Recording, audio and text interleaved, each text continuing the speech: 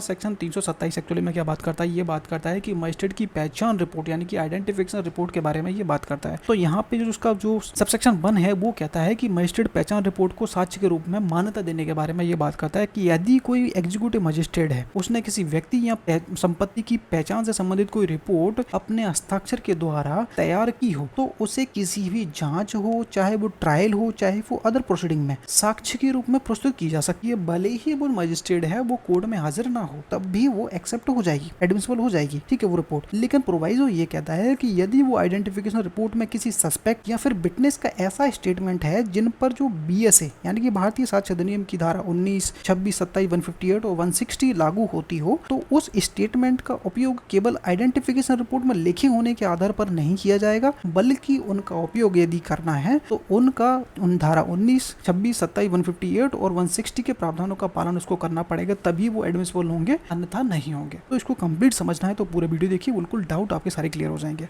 Hello everybody, welcome back this channel. अपने वापस से आ चुके हैं BNSS के सेक्शन 327 पे, ठीक है। पिछली वीडियो में जो भी डाउट हो आपके मेरे को कमेंट करके पूछ लेना, अगर डाउट नहीं है तो आगे बढ़ते हैं, ठीक है।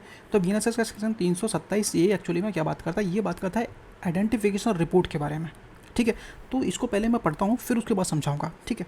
तो सबसेक्शन 1 कहता है कि मजिस्ट्रेट की पहचान रिपोर्ट को साक्ष्य के रूप में मान्यता देने के बारे में बात करता है। किसकी रिपोर्ट? मजिस्ट्रेट की पहचान रिपोर्ट को वैलिडेट करने के लिए बात करता है। आगे समझिए कि यदि किसी एग्जीक्यूटिव मजिस्ट्रेट द्वारा कोई हस्ताक्षरित, ठीक है, कोई व्यक्ति की या फिर संपत्ति की पहचान से संबंधित कोई रिपोर्ट है और वो अटेस्टेड की गई है, किसके द्वारा? एग्जीक्यूटिव मजिस्ट्रेट के द्वारा तैयार की गई है ऐसी रिपोर्ट, ठीक है, तो उसे किसी भी जांच हो, चाहे वो ट्रायल हो, चाहे अदर प्रोसीडिंग हो, में साक्ष्य के रूप में प्रस्तुत की जा सकती है, चाहे मजिस्ट्रेट स्वयं गवाही देने के लिए उपस्थित ना हो, तब भी उसका जो रिपोर्ट है वो एडमिसिबल होगा, ठीक है।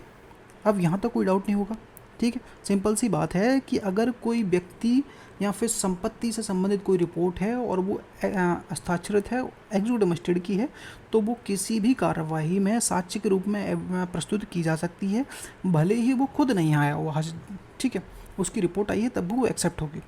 अब प्रोवाइजो समझो।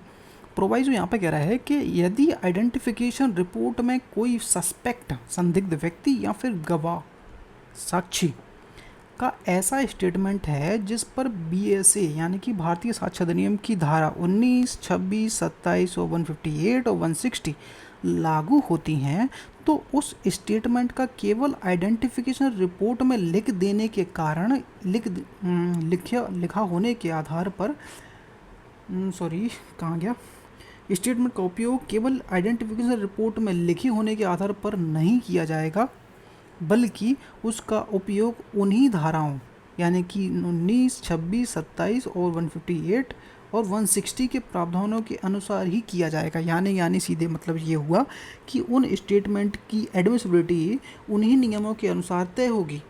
यानी कि मान लीजिए कोई स्टेटमेंट है, अब वो रिपोर्ट तो डायरेक्ट एडमिट हो रही है क्योंकि प्रस्तुत की जा सकती है, ठीक है। अब यहाँ पे जो स्टेटमेंट है इनकी, अब वो सस्पेक्ट और विटनेस की स्टेटमेंट है मान लीजिए, अब वो रिपोर्ट के साथ में एक्सेप्ट थोड़ी हो जाएगी, एडमिसिबल थोड़ी हो जाएगी। तो उसमें ये कह रहा है कि इन जो सेक्शन जो पढ़ोगे तुम एविडेंस एक्ट वाले 19, 26, 27, तो इसमें कुछ वो भी है जो साला वो है, क्या नाम है इसका,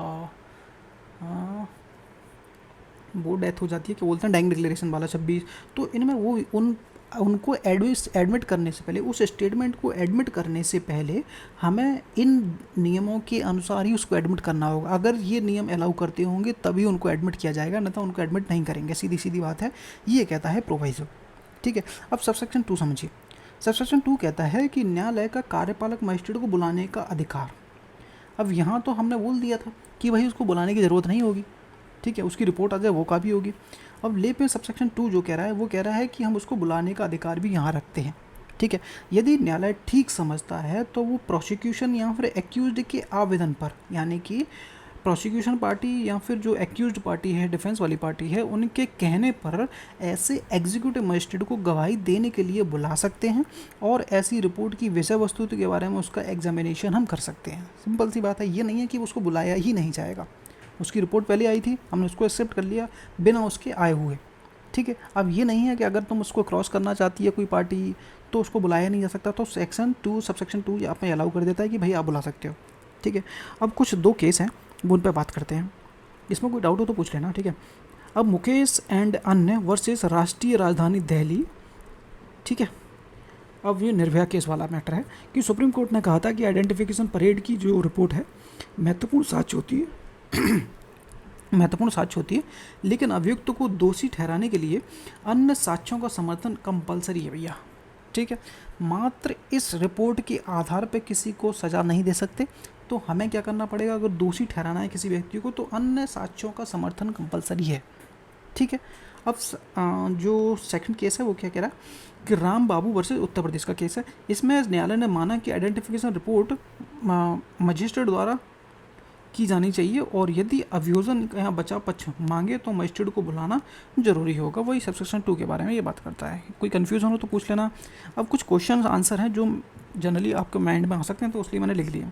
बीएनएस की कौन सी धारा जो पूछे जा सकते हैं, बीएनएस की कौन सी धारा मजिस्ट्रेट की आइडेंटिफिकेशन रिपोर्ट मजिस्ट्रेट की पहचान से संबंधित है, वो 327 है। क्या मजिस्ट्रेट की पहचान रिपोर्ट में अदालत में बिना उसकी गवाही ही स्वीकार किया जा सकता है? उत्तर हाँ, लेकिन अगर अभियोजन या फिर बचाव पक्ष अनुरोध करते हैं, कहते हैं, आवेदन देते हैं, तो अदालत उन्हें मजिस्ट्रेट को बुलाकर उनकी पूछताछ कर सकती है। पहचान रिपोर्ट में दर्ज संदिग्ध या गवाह के बयान को कब स्वीकार किया जाएगा?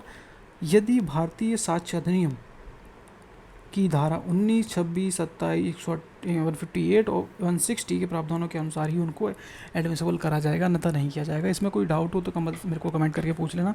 फिर भी कोई चीज़ आपको नहीं समझ में आएगी तो पूछ सकते हो, कोई नई चीज़ पढ़नी हो, कोई नया एक्ट पढ़ना हो तो मेरे को बोलना, ठीक है। अपन वो भी पढ़ सकेंगे। मैंने CBSE अभी ड्रॉप कर दिया भाई, ठीक है, क्योंकि भाई ये ज़्यादा ज़रूरी है। कुछ लोग बोल रहे थे कि बढ़ाओ, ठीक है।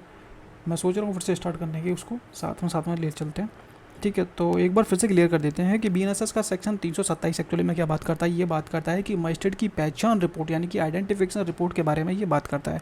तो यहाँ पे जो उसका जो सबसेक्शन 1 है वो कहता है कि मजिस्ट्रेट पहचान रिपोर्ट को साक्ष्य के रूप में मान्यता देने के बारे में ये बात करता है कि यदि कोई एग्जीक्यूटिव मजिस्ट्रेट है, उसने किसी व्यक्ति या संपत्ति की पहचान से संबंधित कोई रिपोर्ट अपने हस्ताक्षर के द्वारा तैयार की हो, तो उसे किसी भी जांच हो, चाहे वो ट्रायल हो, चाहे वो अदर प्रोसीडिंग में साक्ष्य के रूप में प्रस्तुत की जा सकती है। भले ही वो मजिस्ट्रेट है, वो कोर्ट में हाजिर ना हो, तब भी वो एक्सेप्ट हो जाएगी, एडमिसिबल हो जाएगी, ठीक है, वो रिपोर्ट।